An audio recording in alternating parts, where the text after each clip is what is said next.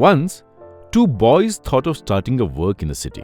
They decided to go to different parts of the city and collect old utensils and furniture from people at some price. One of them was Ravi and the other one was Kishan.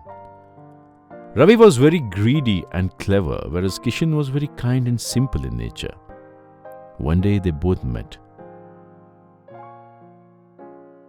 Kishan, we'll start our work from today. Wherever I go one day, you should not go there on that particular day. And same applies for me. We're always gonna follow this rule. That'll be great, Ravi. We'll have our own profits for our own efforts. Both of them would visit different houses every day and work very hard. One day, Ravi was roaming around in some locality calling out to people. Sell your furniture and utensils here! Sell your old items here! And so, a poor woman sitting in a house heard his voice. Her ration was about to run out in her house. She thought if she could sell some old utensils, then she will get some money and she could buy ration with it. She immediately ran to the door. Excuse me. Yes? What do you want to sell? I have some old utensils. I will sell those only. You can pay me whatever you see fair. Alright. Show me what you got. The woman brings out a bowl from her pile of old pots and gives it to Ravi. After looking closely at that bowl, he takes out a needle from his pocket and scratches a line at the bottom of the bowl with the needle. As soon as the bowl is scratched, the actual metal of the bowl starts to shine at that place. And then Ravi realizes that the bowl is made of gold. His greedy brain starts to function. This goblet is made of gold. Maybe the woman doesn't know it yet. I should keep it that way, otherwise I'd have to pay a bigger amount for this. Ravi then decides to act a little. What kind of goblet is this? You wasted my whole time. Keep this dirty bowl in your house. I won't give you anything for this waste. Ravi takes off and thinks that the way he has spoken dirty about the goblet, the lady wouldn't even try to show it to anyone, and then he would come and buy the goblet the next day at a minimum amount and gain a lot of profit with it. Ravi couldn't sleep that night. He kept thinking, I just have to get that golden goblet in some amount anyhow tomorrow, so that I can sell it at a higher profit and make so much money. If I lose this opportunity, then I'd never be able to buy anything gold ever in my life. I just don't have that much money. The next day, Kishan goes to the same locality Ravi visited the previous day. He too starts to call out, Sell your old items here at reasonable prices. The same woman stops Kishan outside her home and brings out the same goblet to sell. Kishan was just observing the goblet when he noticed the scratched line right beneath the goblet surface. He realizes that the goblet is made of gold. He asks the woman politely, Have you shown this goblet to anyone else before to sell? Yes. A guy just like you came here to buy old stuff. But he denied to buy this. He said the goblet is a waste. If you could give me some amount for this goblet, then that would be great. Kishan understands that the guy was Ravi because only he is that cunning. Maybe you don't know this, but this goblet is made of gold, and the guy who called it a waste and denied to buy it lied to you. Maybe because he wanted to buy it at the least price ever. Honestly, I don't have what this goblet is worth right now, but I'll still afford to give you everything I have for this. Kishan takes every penny out of his pocket and gives it to the woman. He then takes the goblet from her and takes off. Ravi visits the lady after a while. Bring that waste goblet to me. I can give you some cash for it. It will never be sold anyways. What kind of a dishonest and greedy man you are? You called my golden goblet a waste? Just a moment before, a good and honest man bought that golden goblet from me for every last penny he had. Ravi got shocked to hear this. He realized that it was Kishan's day to visit that locality. He tries to find Kishan everywhere like crazy, but he couldn't find him anywhere. Ravi starts crying a lot and he swears not to be greedy ever in his life again. Once there was a king who had two sons. The elder son's name was Harsh and his younger son's name was Dheeraj. The eldest son was very selfish. He only thought about himself, while the other son was very good and benevolent. The king always thought of his kingdom's peace and happiness. Once, a house in a village catches fire. The house starts burning, and suddenly the king's younger son Dheeraj comes and says to the villagers, "Bring water faster, or the fire will spread." And so one villager says, "But how?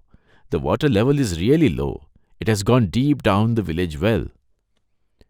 Dheeraj was very intelligent. He collected the soil of the village and started pouring it at the house. As soon as the clay went on fire, the fire was extinguished and all the villagers were grateful.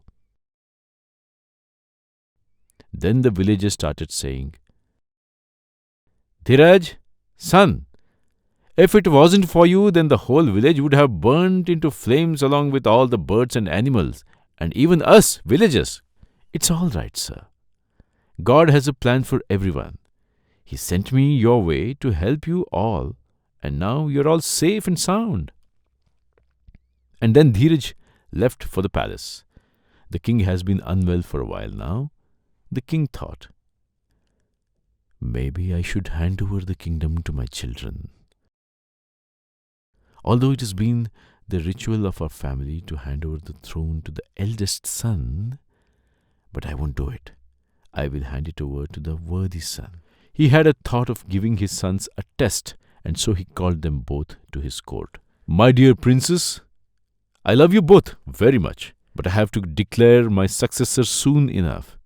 Prince Harsh, you are my eldest son, and according to the tradition, you are supposed to be declared as the heir. But I want you both to show your intellectual ability so that this whole kingdom can get their best. So I will give a special task to both of you. Whoever succeeds in that task will be my successor." Harsh disagrees with his father. "My lord, you are not only our father but also the king, and I'm sure whatever you decide would be the best. But I really think that I should be your successor as your eldest son." "You are correct, logically. But I want my successor to prove his worth to me. He should be wise and strong." The king then gives one gold coin each to both his sons. "You have to fill at least 3 rooms inside this palace that could be brought with just this one coin." Both of them take their own coins and leave. The eldest son Harsh thinks, "What has happened to father? What might be the stuff to fill the rooms that could be bought with a coin?" He thought garbage is the cheapest, and so he thought of filling it up. On the other hand, Dheeraj started thinking what he should do. Dheeraj got a trick, and then he went away and brought some stuff. On the second day, the court was held and all the courtiers gathered to see the result. At first, the eldest son Harsh had filled 2 rooms completely with garbage. But the third room could be filled only a little. Mostly it remained empty. After that, they all go to see all the 3 rooms of Dheeraj. And everyone is stunned. Everyone sees that there are many lamps in all the 3 rooms and their light is scattered everywhere. And at the same time, all the 3 rooms are filled with fragrant smell, with incense sticks. Dheeraj had filled all the 3 rooms with light and fragrance. Seeing this, everyone applauds Dheeraj for his wisdom. After this, the king hands over the throne to his younger son Dheeraj in front of all the courtiers. He told everyone that the one who is wise shall deserve the throne. The news travelled to the neighbor kingdoms, and one of them thought of challenging Dheeraj's wisdom. He, inside his court, told everyone, I will be sending one of my spies as a priest to the neighbor kingdom. He shall challenge the king for a game of wisdom, and if the king wins, I will give Dheeraj my daughter's hand. The spy gets inside the palace dressed as a great and wise priest and says, If anyone from your court wins in a debate with me, I shall award you with 1 lakh gold coins, but if I win, then you shall do the same in return. The king agrees with the priest. Dheeraj gets to know about this and he doubts the situation. He speaks to the king then. Father, allow me to stand against the priest in the debate. The king agrees, and next day the royal court is held and the spy comes in disguise of the priest. Dheeraj also sits in front of him disguised as a priest only, and then the debate starts. Dheeraj brings something in a red cloth and says, Hello, sir. I want to talk about this book with you. You must have read many Vedas and Puranas. Have you ever heard of the name of this book? This book is Tilakastha Mahishabandhana. We are going to talk about this today. The spy thinks that it would be better if he leaves and tries to go away. Actually, I just remembered that I have some important work to do. I have lost the debate, so you'll have to excuse me. Dheeraj captures the spy. The spy then says, My dear prince, I have come here from the neighboring state. I am the king's most trusted spy. He sent me here to test your wisdom and so that he might offer you his daughter's marriage proposal. Dheeraj releases the spy and the spy leaves. Son, what book is this that you wanted to discuss? This is no book, father. I realized that it was a spy in disguise, and so I came in disguise as well. This red cloth has nothing but a sesame wood and a rope.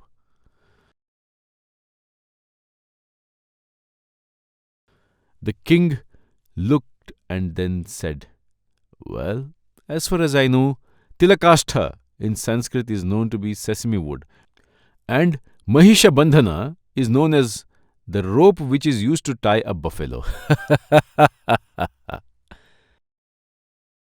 Everyone praises Dheeraj for his intelligence, and after a few days, the neighboring king gets his daughter married to Prince Dheeraj.